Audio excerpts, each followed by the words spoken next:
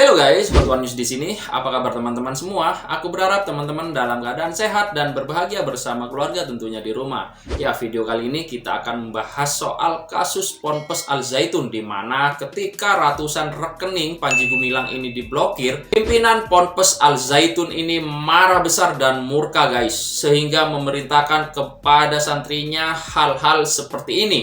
Dan bahkan yang tak habis pikir, si Panji ini dengan yakin dan mengatakan bahwasanya dia ini tidak pernah melakukan kesalahan. Ya, kita tentunya nanti akan melihat sebuah video yang diunggah oleh channel bernama Garuda News. Untuk link video asli original sudah kami cantumkan di deskripsi.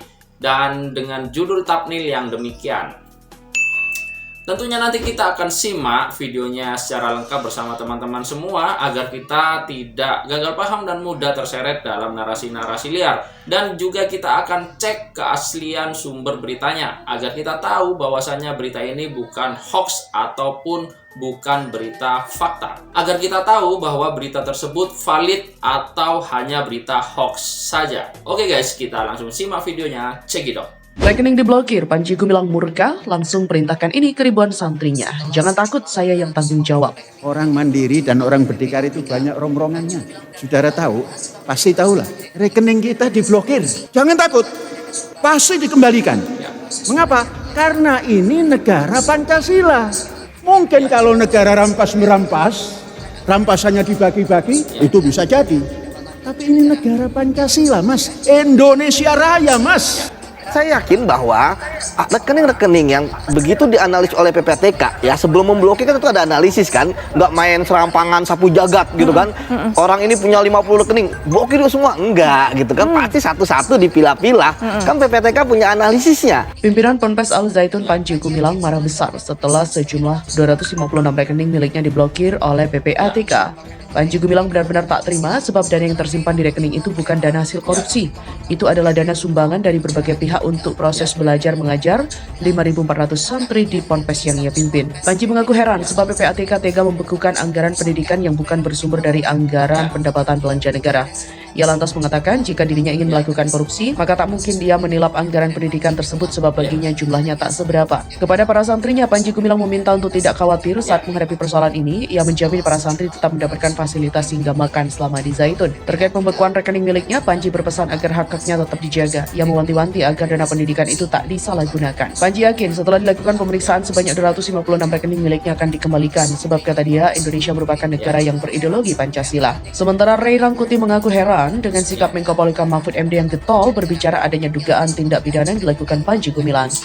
Namun anehnya hingga kini status pimpinan Ponpes Al Zaitun itu belum ditetapkan sebagai tersangka. Ray Rangkuti mengatakan langkah Mahfud yang terlihat begitu agresif menghabisi Panji Gumilang bahkan dinilai terkesan melompat dari proses penegakan hukum yang menyeret Panji Gumilang. Belum lagi kata dia saat ini Mahfud MD telah memblokir ratusan rekening dan menyita sertifikat tanah milik Panji Gumilang. Langkah ini juga dinilai sangat tidak sesuai dengan penegakan hukum yang berkeadilan. Karena itu pengamat politik ini menilai ada yang janggal dalam penegakan hukum yang menjerat Panji Gumilang. Berikut ini adalah fakta-fakta baru polemik Panji Gumilang di Ponpes Al Zaitun. Fakta ini diungkap oleh Mahfud MD. Menko Polhukam Mahfud MD membeberkan beberapa kebobrokan Ponpes Al Zaitun Indramayu. Dilansir tribunwa.com dari akun TikTok, terkuak fakta-fakta baru yang dibeberkan Mahfud MD. Menko Polhukam Mahfud MD menjelaskan kebobrokan Al Zaitun ketika menjadi keynote speech dalam Halakah Ulama Nasional di Pesantren Sunan Derajat Lamongan pada Rabu. Ya oke guys, itu tadi ya videonya. Setelah kita simak ya, ini kita coba akan merespon pemblokiran rekening si Panji Gumilang ini ya.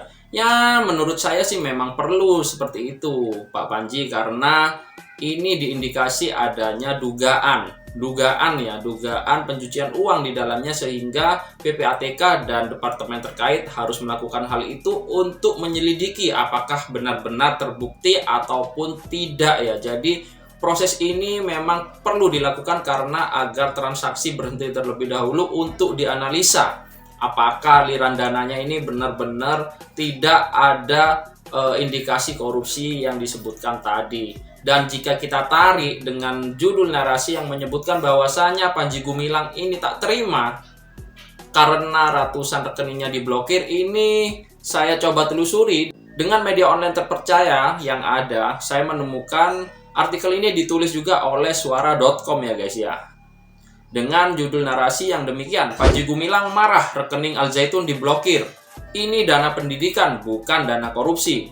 Ditulis pada tanggal 16 Juli 2023. Dan saya akan bacakan beberapa penggal artikel yang ditulis oleh Suara.com. Dilansir dari laman Suara.com, pimpinan Pondok Pesantren Al Zaitun Panji Gumilang mengungkapkan amarahnya setelah diperkirakan ratusan rekening yang berkaitan dengan dirinya diblokir oleh Pusat Pelaporan dan Analisis Transaksi Keuangan atau PPATK. Diblokir rekening kita, padahal ini untuk pendidikan. Mengapa malah diblokir? Ujar Panji. Seperti yang terlihat dalam video di kanal YouTube Al Zaitun Official, dikutip pada Minggu 16 Juli 2023. Menurut dia, dana tersebut bukan bagian dari korupsi, melainkan BOS, bantuan operasional sekolah. Dana pendidikan ini bukan dana korupsi. Apakah ini dianggap sebagai korupsi? Ujar dia. Saat ini PPATK telah melakukan pemblokiran terhadap 256 rekening milik Panji Gumilang.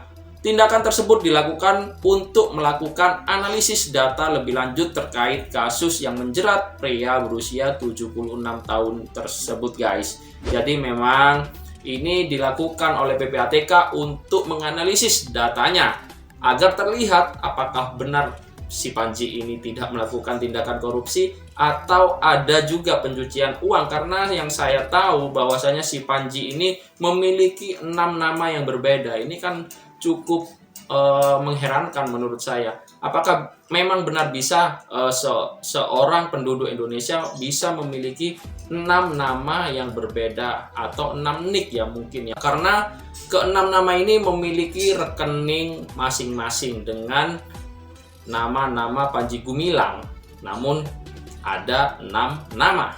Ya, teman-teman bisa ikut berpartisipasi di dalam kolom komentar mengenai berita ini agar kita semua bisa saling bertukar informasi. Dan kita di sini adalah forum di mana kita mengajak dan mengajarkan teman-teman semua untuk melihat sebuah berita ini secara lengkap agar tidak mudah gagal paham dan mudah terseret oleh narasi liar. Oke, cukup sekian. Akhir kata, wassalamualaikum warahmatullahi wabarakatuh.